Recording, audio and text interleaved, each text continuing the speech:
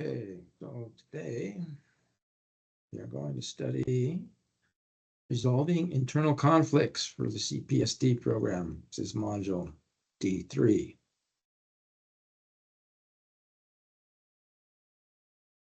Manage internal stakeholder concerns and opposition and resolve conflicts pertaining to supplier diversity. So feedback techniques. Several techniques can be employed to generate feedback. Quarterly performance review. This is where the internal customer and supply management review key performance indicators relative to the supplier diversity program. Off-site workshops. This type of workshop can be used for a way to brainstorm, review the diversity goals, and identify commonalities. Feedback audits, use of a third-party consultant to perform independent interviews to identify the strengths and weaknesses of those involved with the supplier diversity program.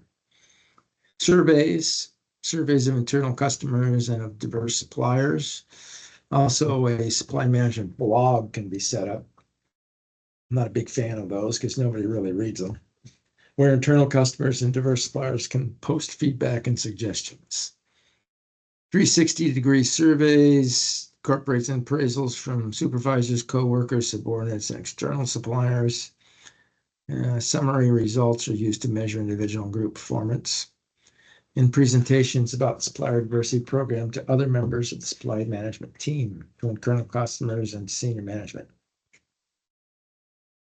Confidentiality. So organizations should have a standard procedure in place that are communicated with all internal team members. Confidential information about one supplier should not be shared with others. This is basic common sense. Buying organizations should institute a policy of whether and how to consider products or services that are different from those specified in the bid. That's part of your procedures, should be. Some organizations have a policy of informing all suppliers of the name of the successful supplier in the bidding process. Some don't. The debriefing process should also include internal customers, any third-party organizations that will be involved in the contract. Also should be advised. So, because I have not worked in government, I've worked in private industry, we are always free to discuss the winners and the losers and why a particular firm didn't win. I don't see it as breach of confidentiality. You talk about, you were 10% too high or you were 15%, you don't give them exact numbers. But they're usually the suppliers looking for the feedback on why they didn't win the business. Organizational functional requirements. A few of the key business areas include finance, budgets, funding, business services like accounts payable reside. Human resources often have the chief diversity and inclusion officer and employee resource groups. Also usually based in and managed through HR. Legal, tier 2 reporting is a key part of successful strategy. Legal also works with sales organizations on RFX replies and reviews of sales collateral. Marketing and PR, create content ads for media publications and tools for spreading the diversity message internally and externally. Sales and operation helps tie supplier diversity initiatives to revenue sources. If the sales group is on board, the rest of the company will follow. It's just the way the world works. And technology will help provide the data necessary for third-party reporting of a tier 1 and tier 2 spend.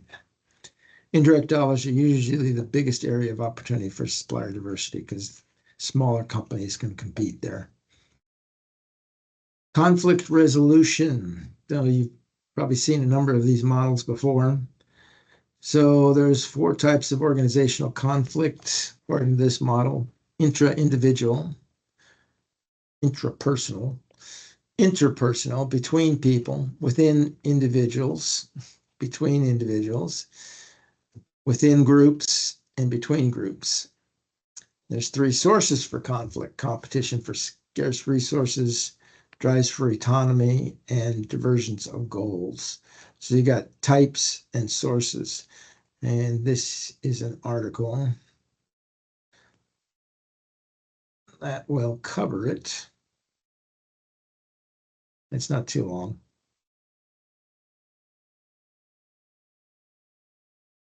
There's types. It talks about each type and illustrates frustration occurs. And still on types.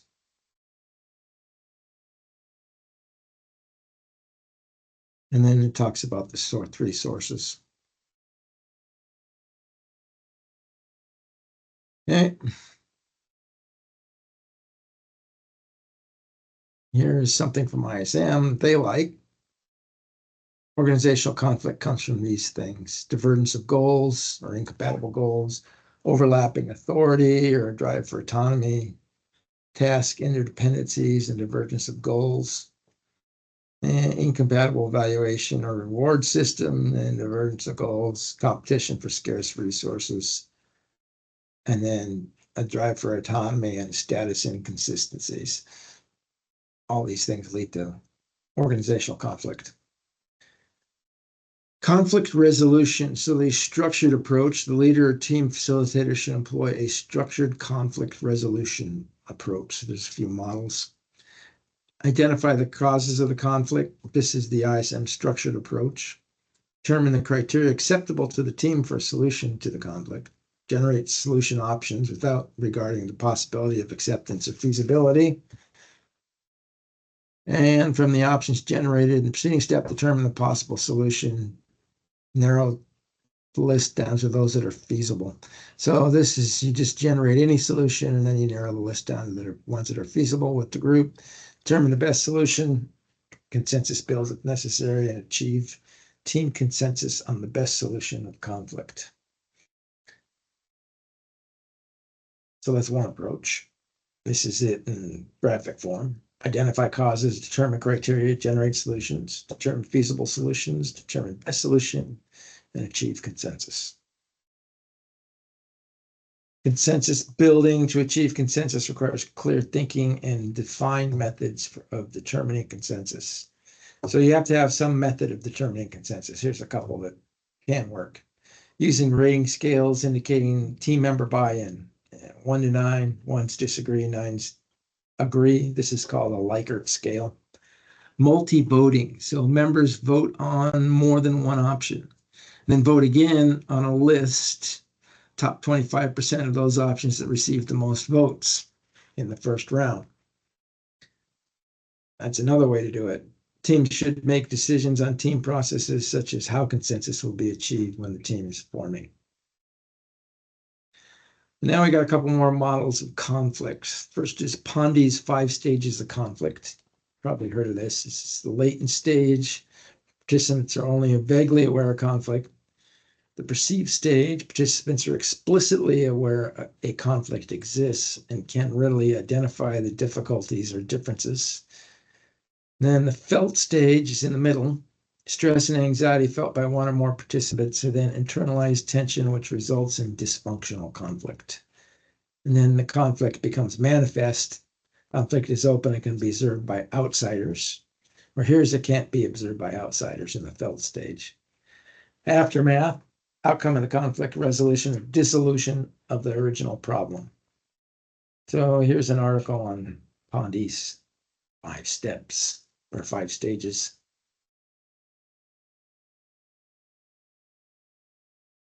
And it's not too long.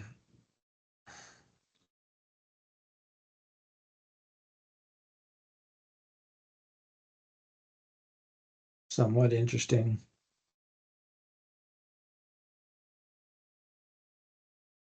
So that's Pondi. Then you have another model, which is the 5 stages of conflict process model. Potential opposition or incompatibility, cognition and personalization, intentions, behavior, and outcomes. So it's similar, but not exactly the same.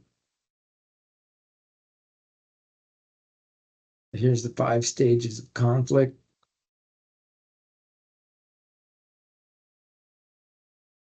Chart of how it works.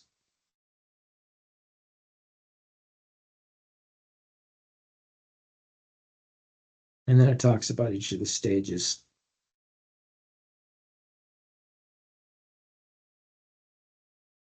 This one's actually a little bit longer, but it's got a lot of white space in it. Intentions.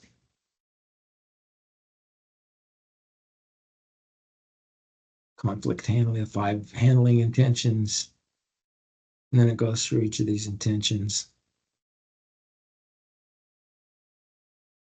And you've seen this in a number of personality tests. When to use it,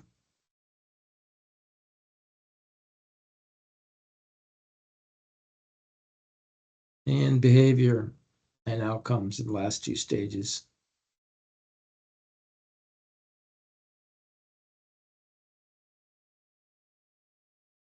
And so here's Pondi's more organizational conflict model in graphic form. Latent conflict, perceived, felt conflict, manifest conflict, and conflict aftermath. And then this is the second one, the 5 stages of conflict. We're in stage 1, potential opposition. Stage 2, cognition and personalization, perceived and felt conflict. Intentions, conflict handling. What type of personality are you? Behavior, and then outcomes, increased or decreased. Mediation, neutral third party works with the buyer and supplier to help them reach a mutual agreement on how to resolve the conflict. Sometimes this works best. The mediation process is voluntary and outcome from mediation is non-binding. Mediation may be transformed into arbitration, which you render arbitration. The outcome determined by the judge is binding. Then we're going to move into the risk management process. So conducting activities that reduce, eliminate, or mitigate damage or loss to the business. It's a 4-step process. You got to identify the risk. You got to quantify the risk. Assign responsibility for management of the risk. And then you got to mitigate the risk. So what are the risks and how bad are they? Risk assessment. Greatly affected by the availability and quality of the supplier data. Risk mitigation entails specific steps undertaken by managers to reduce the impact of factors that might lose, damage, or loss, damage, or failure, and thus reduce the risk of liability.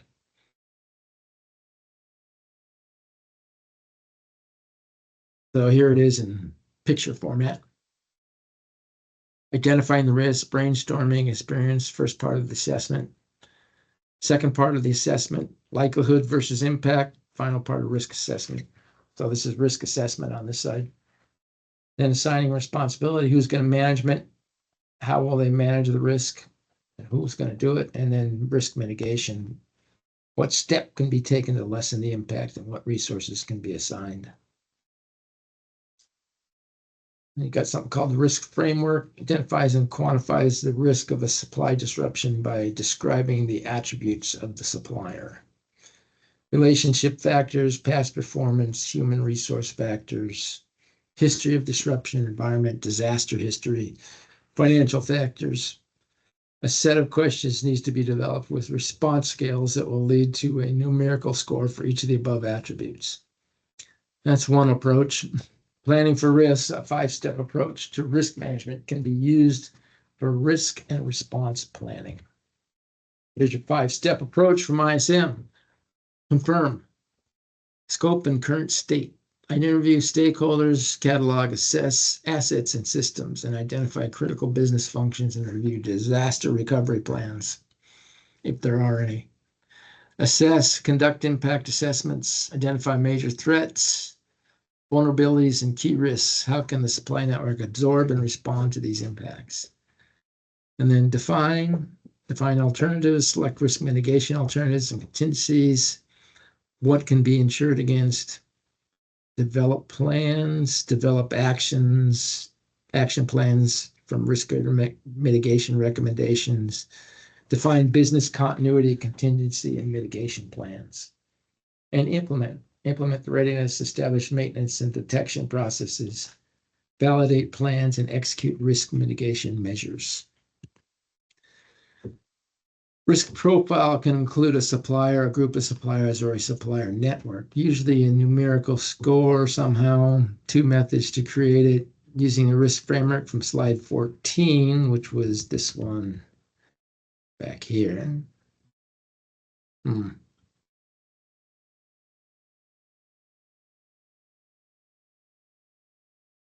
Or the risk framework would be this one here, slide 17. You can use this spiffy kind of spreadsheet if it ever pulls up. Come on. Finally. This is from Logic Manager, but it pretty much does everything you need. Here's the business area, the description of the risk, source of the risk, what could go wrong. Then your impact and likelihood scores. Assurance is basically your mitigation. And then the inherent, which is the initial risk before mitigation, and then the residual, which is what's left after mitigation. The action plans, owner activity. And then you got these spiffy little dashboards. Heat maps, they're called. Planning questions for a risk management plan. Is top management support ensured? Have action processes for contingencies been well defined? Have risk assessments been thorough? Is the process mainly aimed at speed to recovery? Have critical or weak leaks been identified to mitigate the risk?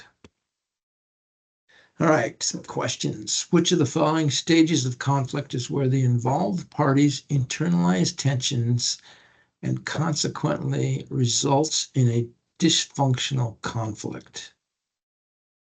So this is Pondy. And latent is 2, felt is 3, and manifest is 4. I think perceived is 1. This is where the involved parties internalize tensions and consequently results in a dysfunctional conflict. It's either A or B, latent or felt. I'm going to go with A.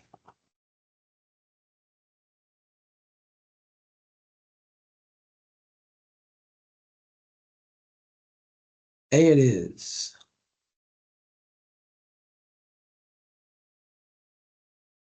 At what level are risk management procedures most often developed? What functional level of the organization? Individual sites, corporate functional areas, geographic regionals of supply, production lines. I think the only answer that really makes sense is individual sites. Each site's going to be unique when it comes to risk management.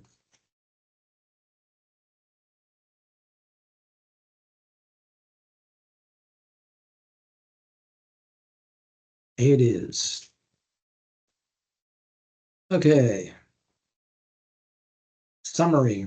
A successful relationship with internal stakeholders and customers must be maintained. A 360-degree survey is used to help facilitate a more rounded perspective and incorporates appraisals from supervisors, coworkers, subordinates, and suppliers. And feedback audits, use of a third-party consultant to perform independent interviews to identify the strengths and weaknesses of those involved with the supplier diversity program.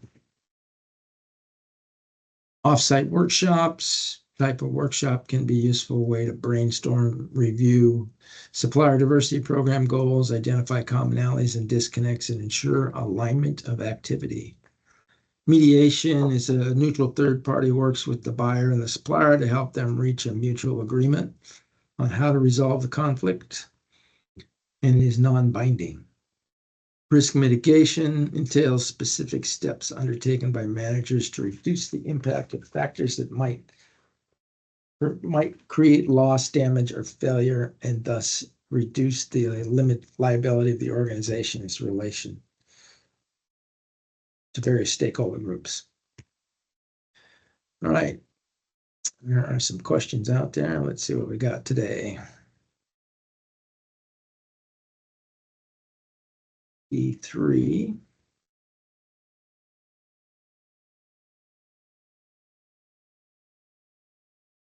So you got 12, so go ahead and get on them, and then we'll go over the answers.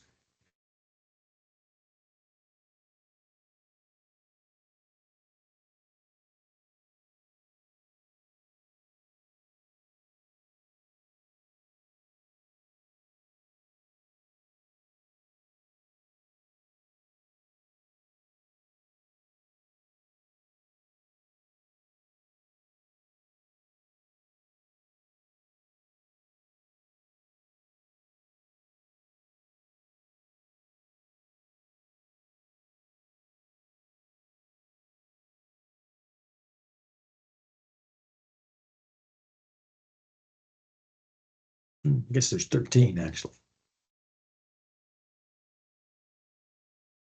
All right, let's go pick up some answers here. E3.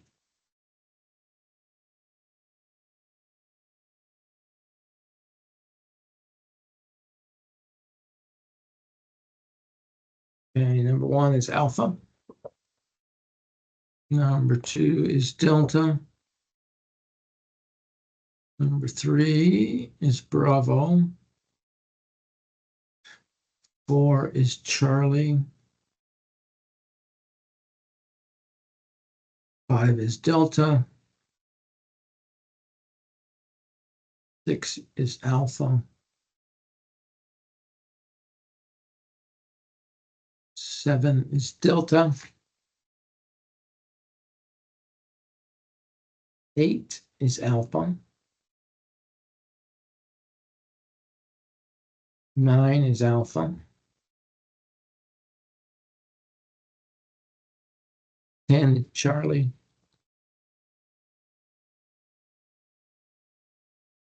11 is Delta.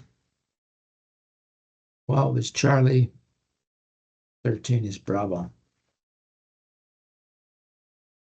All right, we will finish up section D, D4, which is what?